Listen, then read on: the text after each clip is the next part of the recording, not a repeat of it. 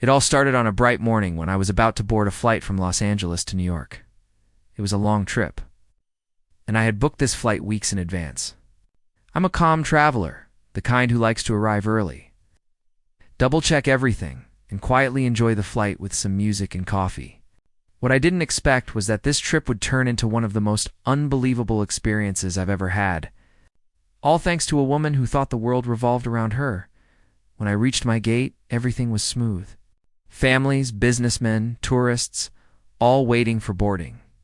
I noticed a woman in her mid-40s, wearing oversized sunglasses and clutching a designer bag, complaining loudly about something to the gate agent. She was hard to miss. A loud voice, sharp tone, and the kind of presence that makes you wish your headphones worked better. She was what the internet would call a Karen. When boarding began, I found my seat 1 for A window seat I'd specifically chosen because I love watching takeoff. I stowed my bag, sat down, and started scrolling through my playlist.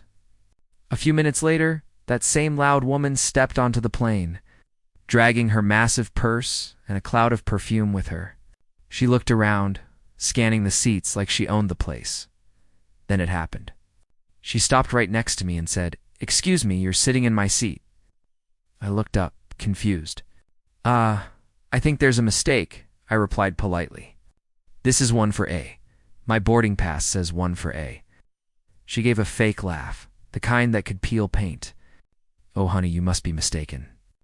I always sit by the window. That's my seat." I showed her my ticket. C. 1 for a window seat. She huffed, rolled her eyes dramatically, and said, "Well, I'm not sitting in the middle seat. I have claustrophobia. You'll have to move." The people around us were already watching. I could feel the tension building. I stayed calm and said, "Ma'am, I'm sorry, but I paid for this seat. Maybe the flight attendant can help you find another." That's when she lost it. She started raising her voice, shouting about how rude people are these days and how she deserves better treatment. The flight attendant came over immediately, trying to calm her down. "Ma'am," the attendant said softly, "may I see your boarding pass, please?" Karen handed it over with a glare. The attendant checked it and then looked at her with that calm professionalism that only years of airline work can build. "Ma'am, your seat is 1 for B, right next to him." Karen gasped as if someone had told her she was being downgraded to the cargo hold. "That's unacceptable. I can't sit in the middle. I paid for a window seat." The attendant explained gently that seat assignments couldn't be changed now because the flight was full. Karen started arguing again, now pointing at me like I was the villain. "He should move. Look at him. He doesn't even look like he cares about the window." People began murmuring. Someone in the back muttered, "Just sit down already." But Karen wasn't done. She crossed her arms and said, "I'm not moving until this is sorted out." The flight attendant sighed, apologized to me, and said she'd try to resolve it. She left to talk to the gate crew, while Karen stood in the aisle blocking everyone. The line of passengers waiting to board was now stretching back into the terminal. A man behind her spoke up. "Lady, just sit down. You're holding up the entire plane." She turned around sharply. "Mind your business. I have a medical condition." At this point, the pilot actually came out of the cockpit to see what was going on.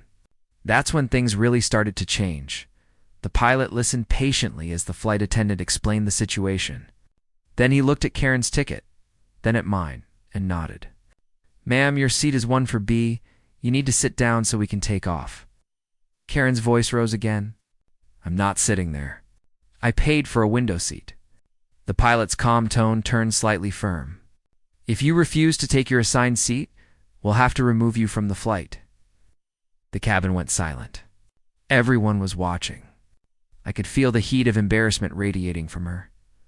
Finally, she groaned loudly and dropped into 14B beside me, muttering something about terrible service. I put on my headphones and looked out the window, trying to let it go. But of course, she wasn't done. As the plane started taxiing, she poked my arm. "Can you close the window shade?" "The light's bothering me." I glanced at her. "I prefer it open during takeoff." She sighed dramatically again. Unbelievable. The takeoff was smooth, and I was just starting to relax when the flight attendant came back to check on passengers. Karen immediately pressed the call button. Yes, ma'am. I'd like to order wine, preferably something chilled, and make sure it's not from the cheap bottles. The attendant smiled politely. We only have standard selections, ma'am. Karen rolled her eyes. Figures. You'd think for the price I paid, you'd have better options. I almost laughed. She'd been on the plane less than 30 minutes, and she'd already argued with 3 people. Halfway through the flight, things got even stranger.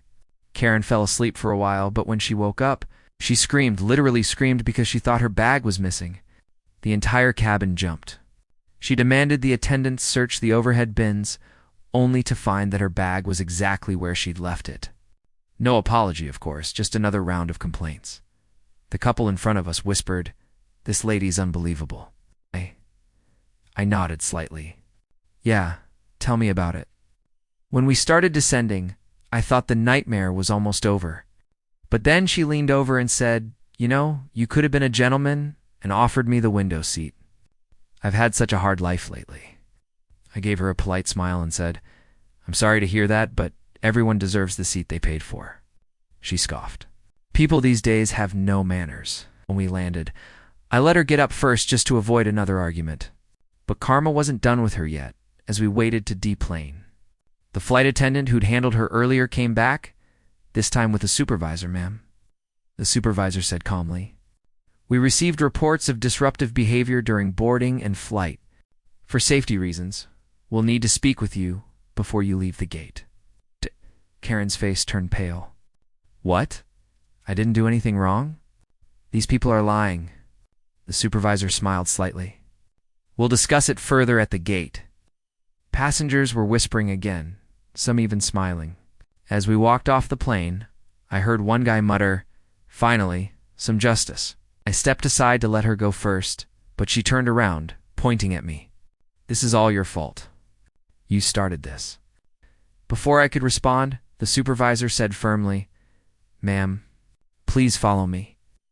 And just like that, she was escorted away.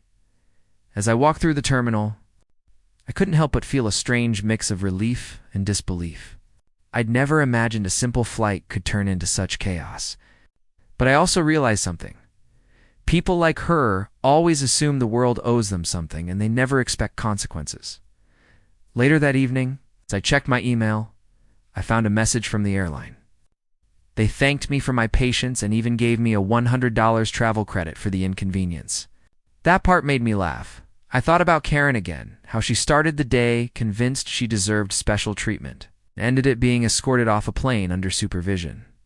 Life has a funny way of humbling people when they least expect it, and maybe that's the real lesson here. Respect goes further than entitlement. A little kindness can take you across the world peacefully. But arrogance can get you grounded before you even take off. So next time you board a flight, just remember, keep your cool, know your seat, and never underestimate karma at 30,000 feet. Because as one screaming, Karen learned that day, what goes around really does come around. Story by States of Heart.